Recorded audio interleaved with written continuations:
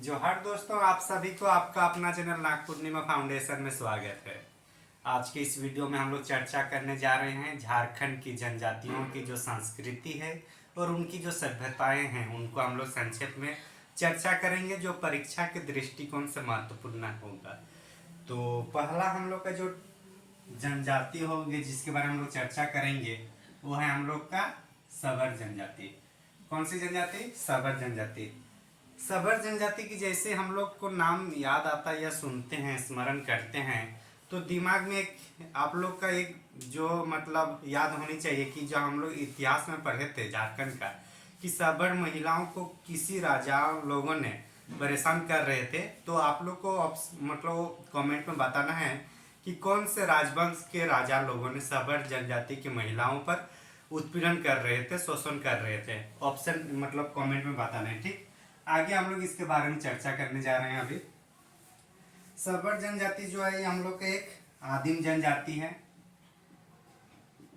आदिम जनजाति का मतलब है जो पहले से है, जो विकास की मुख्य धारा से अभी मतलब कोसों दूर है, तो उसको हम लोग क्या कहते हैं? उसको हम लोग बोलते हैं आदिम जनजाति। ये लोग जो समाज की विकास है उससे दूर रहते हैं, लोग टुकड़ों में रहते हैं, लोग का मतलब इकट्ठा रहते हैं। ये लोग जहाँ पे रहते हैं साकेंद्रन होकर रहते हैं आदिम जनजाति लोग। और इनके बारे में अगर देखा जाए तो ये लोग को पहाड़ी खड़िया भी कहा जाता है। क्या कहा जाता है? पहाड़ी खड़िया। तो पहाड़ी खड़िया भी इन लोगों को कहा जाता है, कि इनको सबर जनजाति को। तो अगर इसकी सबर जनजाति के बारे में अगर वो चर्चा करें तो ये लोग की चार उपजातियां हैं। कितनी उपजातियां हैं? चार उपजातियां हैं। अब ये देखने वाली है कि चार उपजातियां कौन कौन सी है और उनमें से कौन कौन सी जनजाति हमारे झारखंड में पाए जाते हैं, उसको एक बार हम लोग देखेंगे। तो सबर जनजाति जो है चार प्रकार के हैं उप जनजाति। तो पहला इसका जो है उसका नाम है झरा। झरा है। दूसरा है इसमें बासु। कौन सी है? बासु। तीसरा जो है हम लोग के पास वो है हम लोग का जटापति। जटा जो सिर में जो दिखता है ना, बालों का जो जटा, वही वाला है जटापट्टी। और तीसरा है हम लोग का जहरा। क्या नाम है? सॉरी, चौथा है हम लोग का जहरा। तो देखिए, झारा, बासु, जटापत्ती और जहरा, तो इनमें से जो झारखंड में पाई जाती है ये हम लोग का ये वाला पाई जाती है। झारखंड से जे से शुरू करेंगे, JHARKHAND। देखिए जा है ना, तो जा से झारखंड याद रखना है कि ये झारखंड में पाई जाती है। लेकिन ये झरा है, तो इससे कंफ्यूजन नहीं करना है कि झारखंड में जहरा है, जहरा है या झरा है। तो हम लोग का जो झारखंड में पाई जाती है वो जहरा पाई जाती है। कौन सी? जहरा। जे से याद रख लेना है, ठीक। तो ये चार उपजातियां हैं इनकी सबर जनजाति की, और झारखंड में सिर्फ जहरा वाली जनजाति जो है पाई जाती है। और वो भी किधर पाई जाती है? ये हम लोग का पूर्वी सिंहभूम में, पूर्वी सिंहभूम में पाई जाती है। पूर्वी सिंहभूम कहें तो हम लोग का ढालबुमगढ़ जो है, ढालबुमगढ़ मतलब जगन्नाथ ढाल वाला जो क्षेत्र है जहाँ से अंग्रेजों का आगमन हुआ था, वहाँ ये जनजाति पाई जाती है। कौन सी? जहरा जनजाति सबर जनजातियों में अभी वर्तमान में। आगे इसके बारे में अगर कुछ देखा जाए तो इनके जो मृत जो मतलब पूर्वज रहते हैं, जो मतलब इनके पूर्वज जिनका मतलब मृत्यु हो चुके हैं, मतलब उन्हीं को पूर्वज कहेंगे। तो अपने पूर्वजों को ये लोग कहते हैं महिम। पूर्वजों को क्या कहते हैं लोग?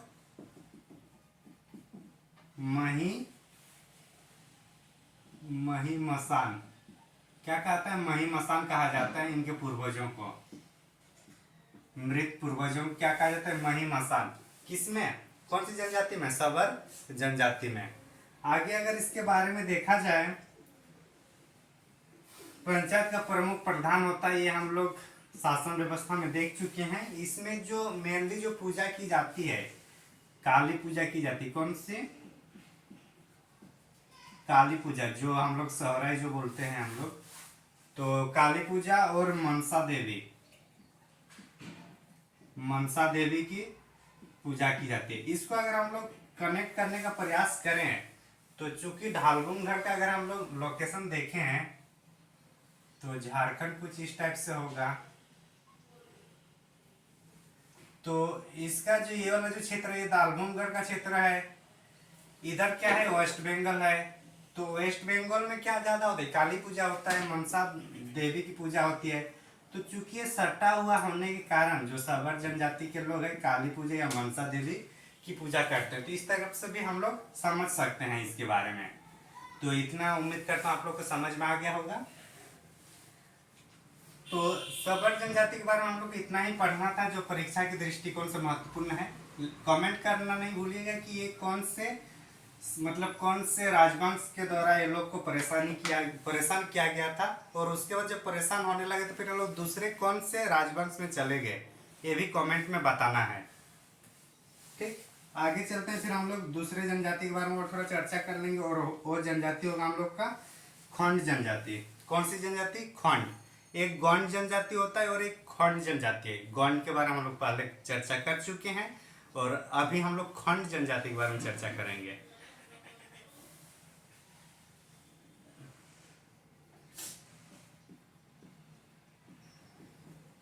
खंड जनजाति, खंड जनजाति की बात किया जाए तो ये हम लोग का संथाल परगना साइड में देखने को मिलता है। ज्यादातर कहाँ देखने को मिलता है, संथाल परगना में। और इनका करीब संख्या जो है इनका जो संख्या जो करीब करीब है 211 के आसपास है। कितना, 211 के आसपास है। ठीक, आगे अगर इसमें देखा जाए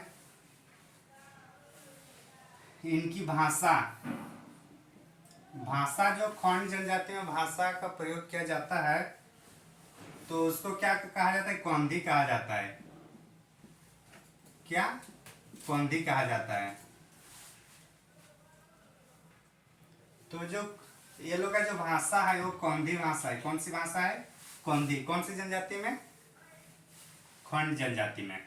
खंड जनजाति की बात किया जाए तो इसका जो बलि प्रथा मतलब नर बलि प्रथा मतलब जो लड़के जो जन्म होते हैं उनका जो बलि दी जाती है, जैसे कि रंकनी मंदिर में पहले होता था, तो उसी तरीके से जो खंड जनजाति है इसमें भी होता था पहले। तो नर बलि प्रथा यहाँ पे भी हम लोग को देखने को मिलता था उस टाइम, अभी नहीं है, अभी हालांकि सब कहीं नहीं है। नर बलि प्रथा इसमें था। और उस प्रथा को क्या कहा ये लोग खंड जनजाति में, उसको अगर देखा जाए तो मरिया प्रथा। हम लोग सुने होंगे ना कि जैसे पंजाब हरियाणा में या फिर अभी तो झारखंड में भी ऐसे मामले आते हैं जो मतलब गर्भ में जो बच्ची रहते हैं उसको मार दिया जाता है। तो उस टाइप से मतलब यहाँ पे तो गर्भ में नहीं, लेकिन यहाँ पूजा पाठ के लिए कुछ मतलब ऐसा मान्यता रहती है कि बलि देना है। तो ये है, तो ये समझ में आ गया खंड जनजाति के बारे में। और खंड जनजाति में अगर देखा जाए तो इसमें और कुछ इनकी जो 3 उपजातियां हैं, 3 प्रजाति है, उसके बारे में हम लोग देख सकते हैं। 3 प्रजाति में अगर इनकी बात किया जाए तो सबसे पहले हम लोग जिसको देखेंगे उसको कुहिया कहेंगे। कुहिया जनजाति, सॉरी कुहिया उप जनजाति। उसके बाद अगर चर्चा करें तो हम लोग को देखेंगे डोंगरिया। और तीसरा नंबर पे अगर देखा जाए तो हम लोग का देसिया होगा। क्या होगा, देसिया जनजाति, मतलब इसके उपखंड। कुहिया की बात किया जाए तो लोग पहाड़ी भाग में निवास करते हैं। पहाड़ी भाग में कौन से जनजाति मतलब खंड जनजाति कौन सी उप जनजाति पाई जाती है, कुहिया। कौन सी, कुहिया। तो ये हम लोग का पहाड़ी भागों में देखने को मिलता है, पहाड़ी भागों में। डोंगरिया जो ये है, डोंगरिया हम लोग को पहाड़ों के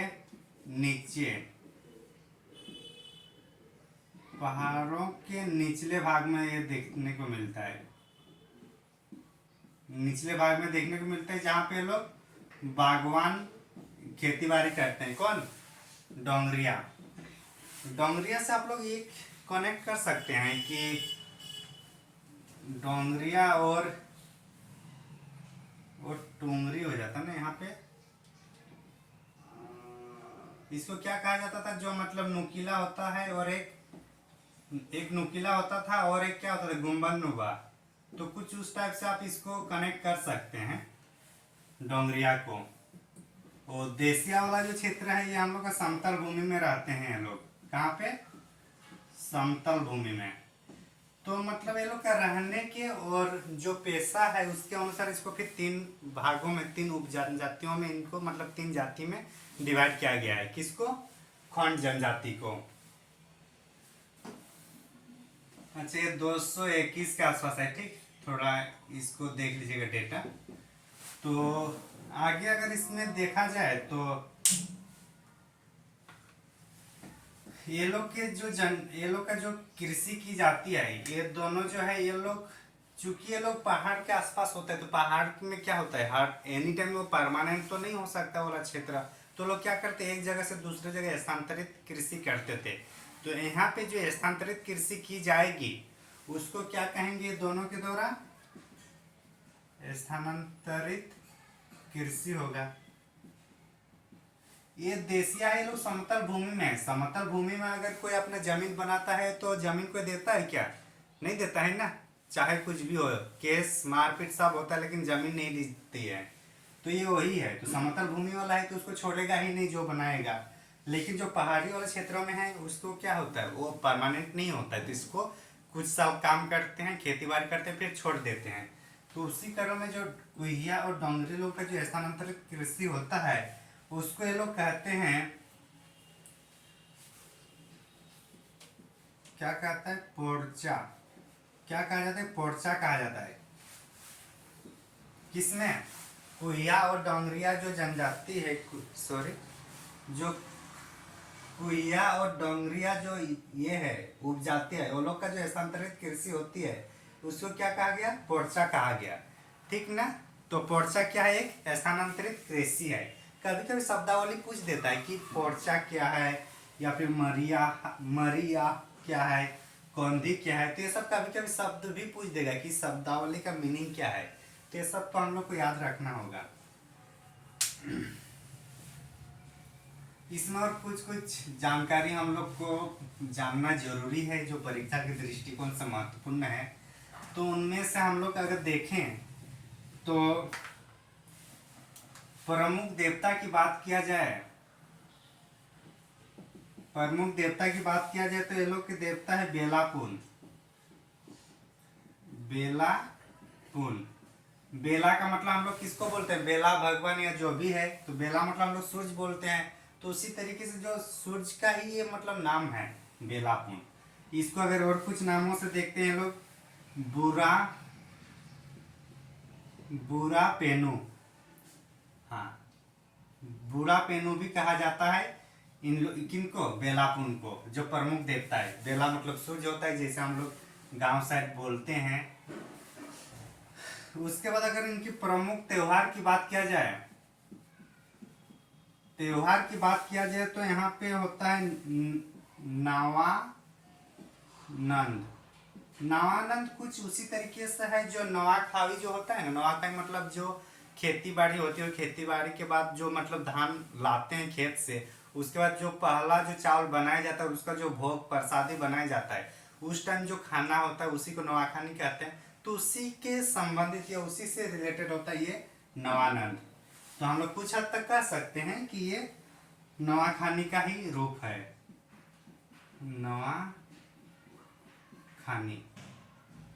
नवाखानी का ही रूप हम लोग इसको मान सकते हैं। किसको? नवानंद को। और नवानंद कौन सी जनजाति में पाई जाती है? हम लोग का खंड जनजाति में। इतना हम लोग को याद रखना है। ग्रामीण क्षेत्र में ये लोग का जो संगठन होते हैं उसका जो प्रमुख होता है ग्रामीण क्षेत्र में, उसको क्या कहा गया? गोटिया, ठीक नहीं। इसको गोटिया कहा गया कि ग्रामीण क्षेत्र में जो संगठन होंगे उनके जो प्रमुख व्यक्ति होंगे उस पद का नाम क्या है? गोटिया। ये समझ में आ गया। आगे चलते फिर हम लोग, ये लोग अपने आप को 100% मतलब 7% हिंदू हिंदू बोलते हैं अपने आप को। कौन लोग? खंड जनजाति में, खंड जनजाति में लोग अपने आप को क्या बोलते हैं? हिंदू बोलते हैं 7%। तो इतना हम लोग को खंड जनजाति के बारे में पढ़ना था। तो उम्मीद करता हूँ आप लोग को आज के इस वीडियो में दो हम लोग जनजाति के बारे में पढ़े, समझने का प्रयास किए संक्षेप में, जो परीक्षा के दृष्टिकोण से महत्वपूर्ण हो। और अगर आप लोग हमारे चैनल में नए हैं तो जरूर सब्सक्राइब करेंगे। और थैंक यू फॉर वॉचिंग। धन्यवाद।